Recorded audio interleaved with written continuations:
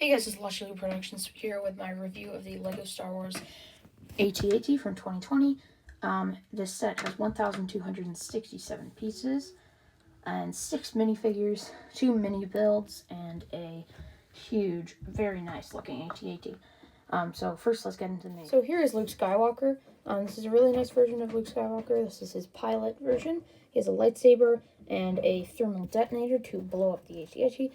He also has the old style helmet, which I prefer, over the new style helmet. He has 2 faces, one with his goggles on, one with them just above his eyes. And then he has some nice, breathing, what's it called? You know what I mean, right in the front there. And then some front leg printing as well. The tube doesn't exactly match up, but that's just normal on LEGO figures, so I don't really mind. Really like the helmet. Really nice red. Yeah, that's all for Luke Skywalker. Now to the next minifig you get is General Veers. This is actually a very nice version of General Veers, the first one I've owned.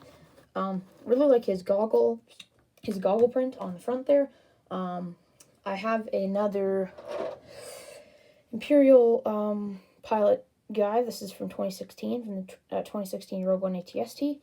It's a bit different mold. They kind of just added like a little side bit there, so not much, but I really like it in the sand blue there. He has a nice front print. I really like the sand blue. It's just really clean looking. And yeah, that's pretty much all for this figure. Now on to the next figure. So you get 2 snowtroopers in this set. 1, 2. They both actually have different face prints, which is good because LEGO's not using the old angry clone head for every single trooper they make, so that's actually really nice to see. They're both the same prints and everything. They don't have a backpack, which is it makes them look like not as good as the old snowtroopers. I like the helmet mold though, looks good. Front torso print looks pretty good, and front leg print, and they both come with a gunlet, just a regular blaster. And I forgot to mention, General Veers actually comes with a blaster, but I just didn't put it on. Next, you get 2 AT-AT drivers. They both also have different faces. So that one, and then another one right there. So that's really nice. For LEGO not to use the angry clone head. This is a new mold, I think, for the AT-AT driver. I think they used to be white or something. But if you want this figure, you can also get in the new 2021 Microfighter, the AT-AT versus Tauntaun. It hasn't come out yet, but I think it's coming out in March or something. So this is a nice breathing tube on the front, and some nice leg prints. Again, the sand blue, which looks really good.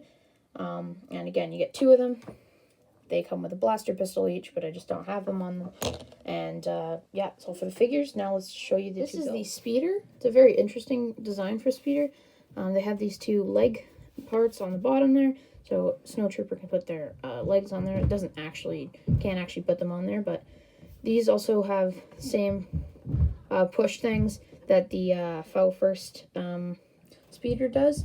And then this on the bottom, I think it looks kind of weird, but I don't know about you. They also use this sand or tan piece right there,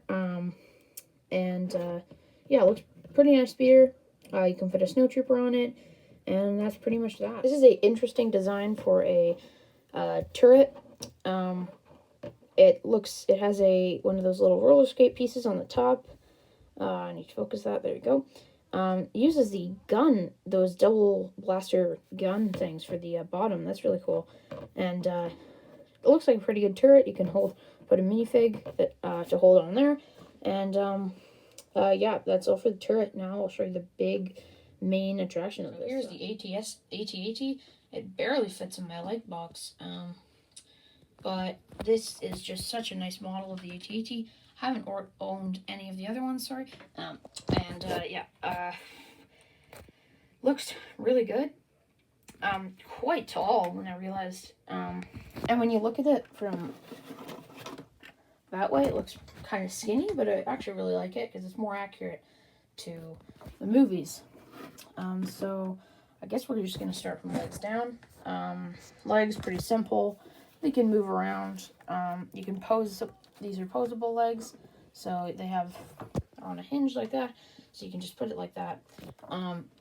But it makes one of the other legs in the back a little less sturdy to do that. So I'd suggest, unless you're having it for a mock or something, then just put all 4 legs even if you're displaying it, because then they don't, it might fall over. So here at the cockpit, we have some turrets on the side there, and some 2 blasters there. We have spring-loaded shooters in the bottom, if you can see that. On the front, it has kind of like a squinty look, but you can open up this hatch, and then you can fit actually all 3. You can fit General Veers and the 2 AT-AT pilots. I'm not going to put them in because it is kind of a pain to put them in, and they barely fit, but they do, so that's kind of nice.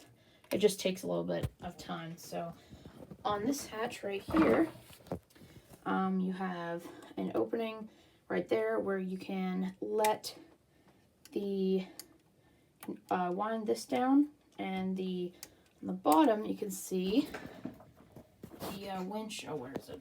I need to get it. So the winch to pull Luke up, the grappling hook to pull Luke up to the AT-AT and blow it up. So I'll just do that real quick.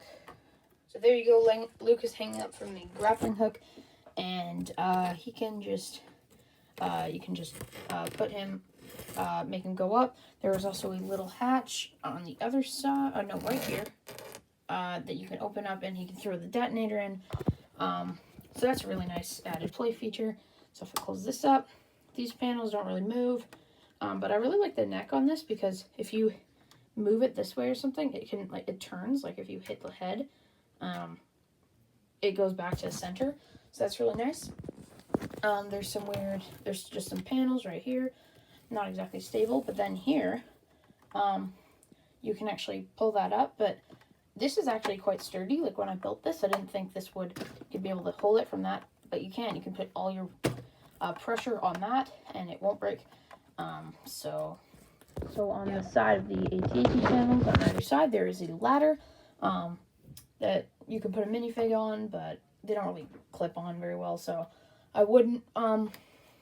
You can open this up. This is a really nice way to do it, and you can open the other side panel as well.